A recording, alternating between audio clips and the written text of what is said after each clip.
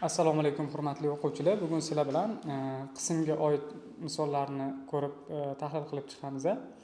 Xo'p, sonning qismi nima ekanligini bilishimiz kerak. Avvalambor, demak, qism degani biron bir nimani qanchadir bo'laklarga bo'lib tashlab, qanchadir qismini olish. Deylik, oddiygina misol keltiraman. Masalan,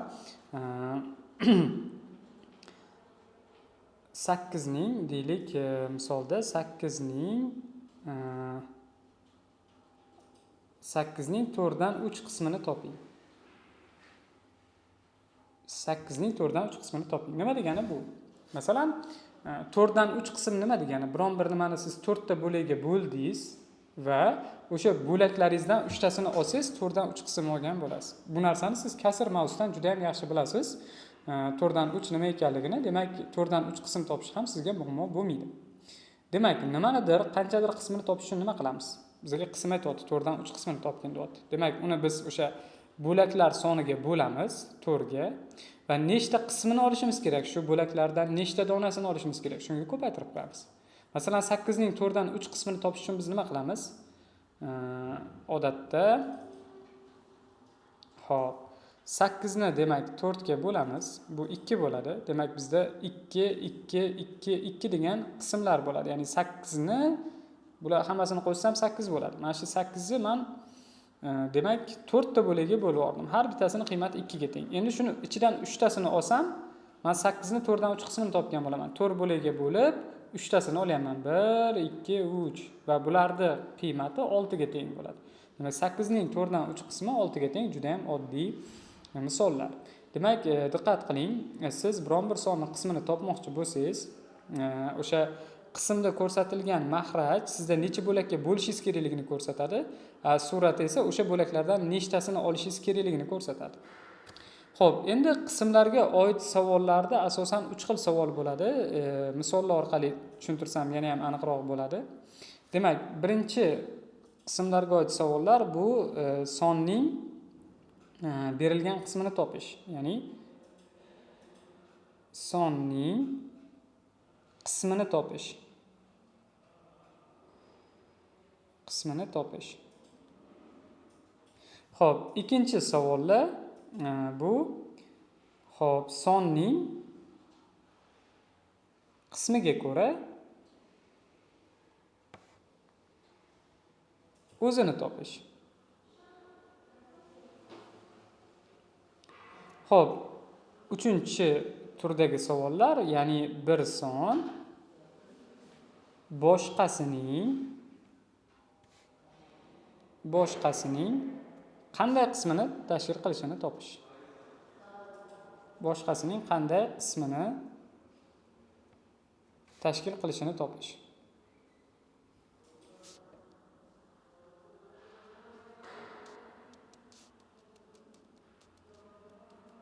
Demak, qismga oid savollar bilib oldik. Demak, 3 ta qismdan iborat.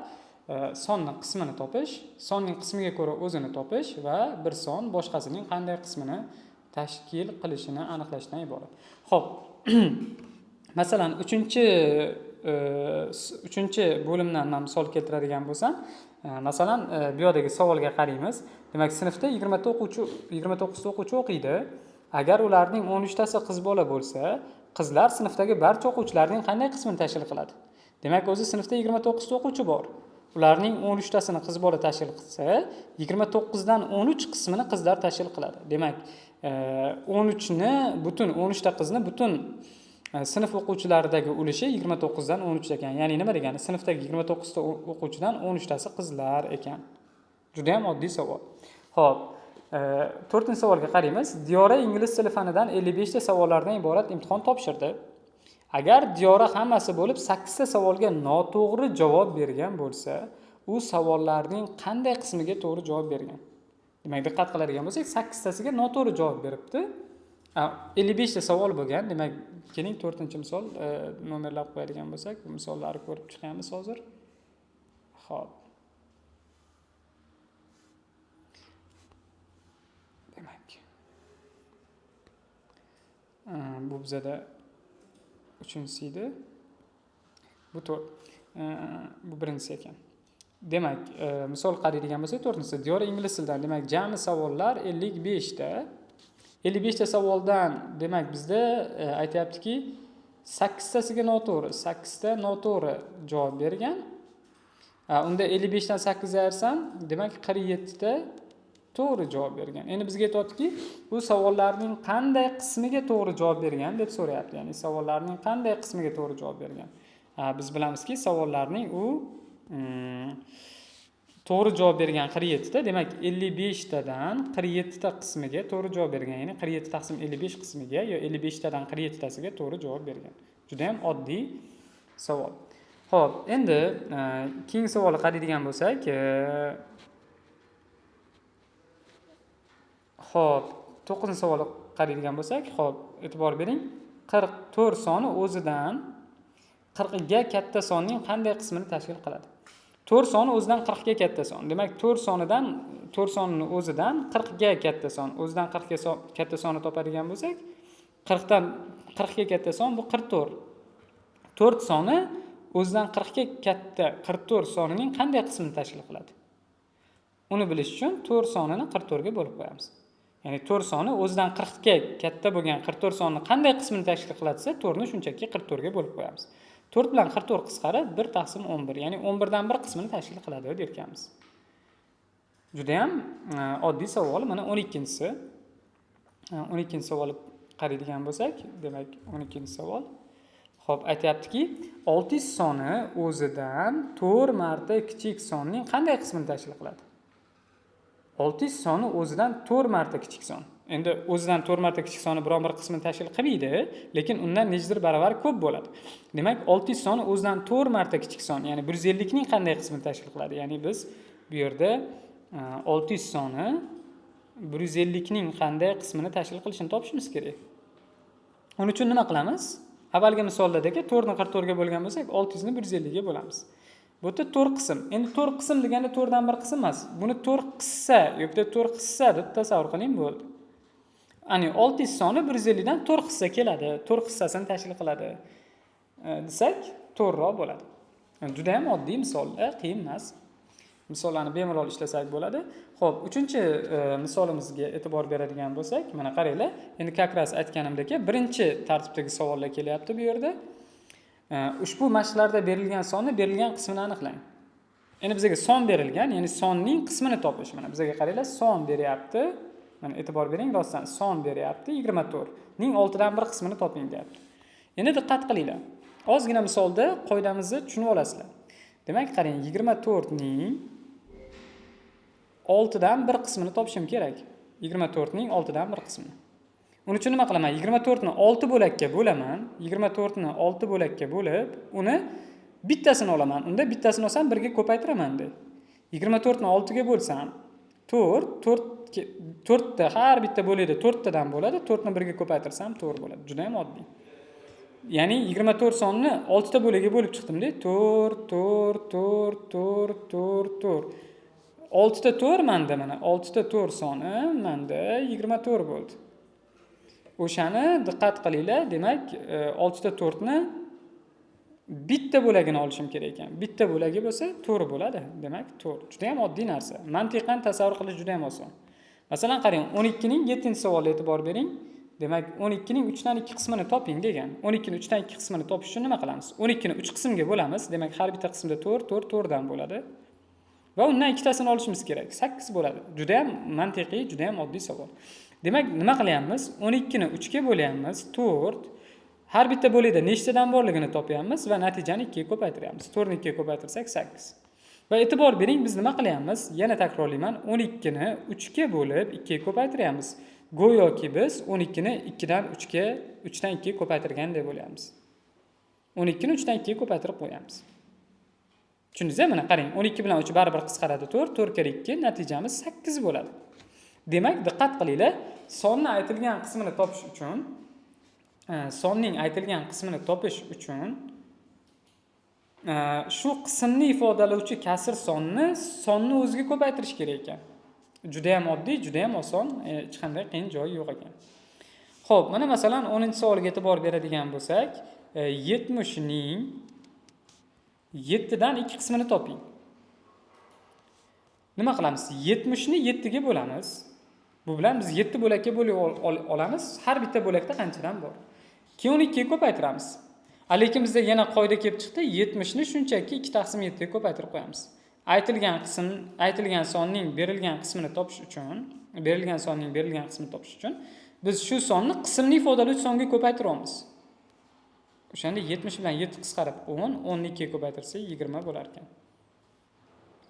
Yana takrorlayman, sonning qismini topish uchun, demak, diqqat qilinglar, qoida qilib yozsak juda ham yaxshi bo'ladi. Siz ham yozib qo'ying qoida qilib. A sonining biror x qismini topish uchun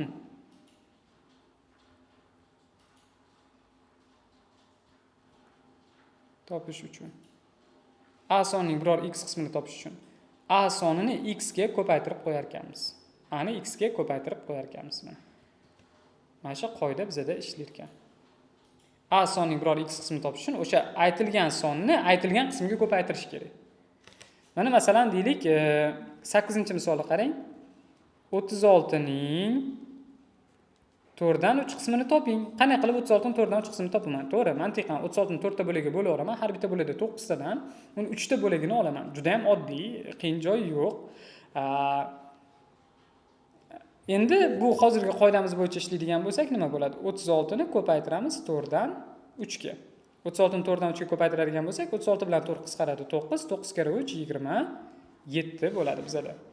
Hech ham qiyin joyi yo'q. Demak, 36 ning 4 dan 3 qismi 27. Ya'ni 36 ni 4 ta bo'lakka bo'lib tashladingiz, o'sha bo'laklaringizdan 3 hissasini olsangiz necha bo'ladi? Juda ham oddiy savol, qiyin joyi yo'q. Demak, yana misol ko'rsatib beraman. Ko'proq misol ko'rsatsak yaxshiroq bo'lardi. Xo'p, 9-si mana 60 ning 5 dan 3 qismini toping. 60 ning 5 dan 3 qismi. Buning uchun 60 ni ko'paytiraman 5 dan 3 ga. 60 bilan 5 albatta qisqaradi. Bu yerda demak 12, 12 kira 3 36. Demak, qarang. Berilgan sonning qandaydir qismini topish uchun men shunchaki shu sonni qismga ko'paytiraman xolos. Hech qanday qiyin joyi yo'q, ajablanarli joyi ham yo'q. Xo'p, demak, aytayaptiki 17-savolga qaraylik. 1,3 taqsim 4 ning 2 taqsim 3 qismini toping deyapti. Uning uchun biron bir sonning biron bir qismini topish uchun shu sonni ko'paytiraman qismni ifodalovchi songa. Biron bir sonni biron bir qismini topish uchun sonni qismga ko'paytirib qo'yar ekanmiz. Juda ham oddiy. Demak, 4 kira 1 4, 3 ni qo'shadigan bo'lsak 7 taqsim 4 ko'paytirib 2 taqsim 3 bo'ladi. Bu bilan bu qisqarib ketadi. 4 bilan 2, bunga bittadan, bunga 2 tadan. 7 kira 1 7, 2 kira 3 6 bo'ladi. Javobimiz 7 taqsim 6 ga teng bo'lar ekan. Shunchaki oddiy, shunchaki jo'n. Shunchaki sonni qismga ko'paytirib qo'yamiz. Xo'p, endi bizda chorak, nimchorak degan qismlar ham bor. Buni sizlar juda yaxshi bilasizlar. Masalan, sonning choragi chorak qismi. Bu uning 4 dan 1 qismi degani. Xo'p, nimchorak degan joyi bor, ya'ni poluchetvert.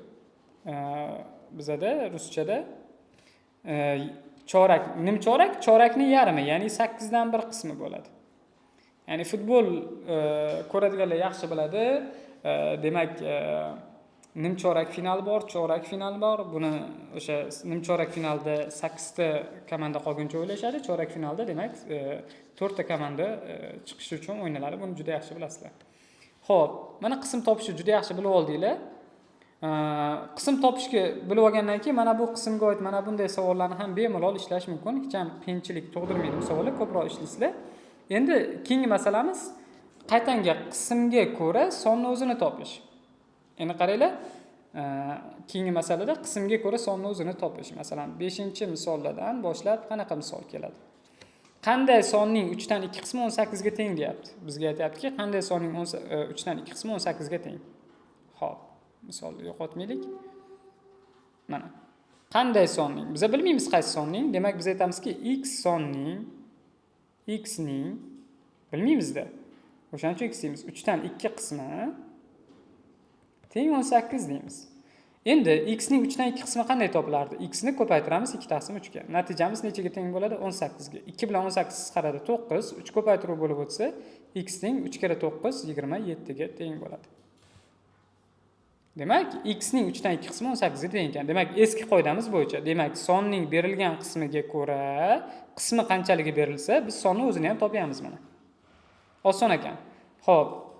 Demak, diqqat qiladigan bo'lsanglar, qanday sonning 6 dan 5 qismi 30 ga teng? Demak, qanday sonning? Biz bilmaymiz. Qanday sonning desa bilmaymiz. X ning 6 dan 5 qismi teng bo'ladi 30 ga. X ning 6 dan 5 qismi 30 ga teng bo'ladi. Mana juda ham oddiy. Demak, x ning 6 dan 5 qismi qanday topilardi? X ni ko'paytirardik 6 dan 5 ga va natijamiz 30 ga teng bo'ladi. Biz bu yerdan x ni topib qo'yadigan bo'lsak, 5 bilan bu qisqarib ketsa 6 tadan 6 ko'paytiruv bo'lib o'tsa x imiz 36 bo'ladi. Mana x ning 6 dan 5 qismi 30 ga teng deb turib x ni topdik. Demak, javobimiz 36 ning 6 dan 5 qismi 30 ga teng bo'lar ekan. Xo'p, mana qismga ko'ra sonni o'zini topib olyapmiz. Hech qanaqa qiyin joyi yo'q. Mana 7-savolga qaraylik. Demak, 8 dan 7 qismi 42 bo'lgan sonning 3 dan 2 qismini toping. Demak, 8 dan 7 qismi 42 bo'lgan son. Bu qaysi son bilmaymiz. Demak, x soni o'shaning x sonning 8 dan 7 qismi 42 ga teng ekan. Demak, bizda sonning qismi berilgan. O'sha qismga ko'ra sonning o'zini topib oldik. Topib olishimiz kerak. Mana sonning 8 dan 7 qismi 42 ga teng. Sonni o'zini topib olishimiz kerak-ku bizga bu yerda. Demak, biz qanaqa qilib topamiz? X ning 8 dan 7 qismini topish uchun biz x ni 8 dan 7 qismiga ko'paytiramiz. Va uni 42 ga teng deymiz, chunki qismi 42, bo'laklari 42. Endi butunini topishimiz kerak. Unda 7 bilan 42 qisqarib 6 tadan 8 ko'paytirib bo'lib o'tsa, demak, butunimiz o'zi 48 ekan. 48 ni 8 ta bo'lagiga bo'lib 7 tasini olsangiz 42 bo'lar ekan. Demak, o'sha sonni topdik, 48 ekan. Demak, 8 dan 7 qismi 42 bo'lgan son 48 ekan. 48. O'sha sonning, ya'ni 48 ning 3 dan 2 qismini toping deyapti. Endi juda ham oddiy. 48 ning 3 dan 2 qismini topish uchun biz 48 ni ko'paytirishimiz kerak 3 dan 2 ga. Qisqarib ketib 16, 16 kere 2 32 ga teng bo'ladi. Juda ham oddiy savollar. Mana asosiy joyini tushuntirdim. Menimcha o'zingizlar bemalol xudo xolasa ishlab keta olasizlar degan umiddaman. Men rasmlarda qismlarni yozish so'ralgan, qanday qismi bo'yalgan, qanday qismi bo'yalmagan, shuni ham ishlab qo'ysangizlar bo'ldi. Xo'p, tushuntirmoqchi bo'lganim sizlarga shu, berilgan mavzularni to'liq ishlab kelasizlar degan umiddaman. Salomat bo'linglar.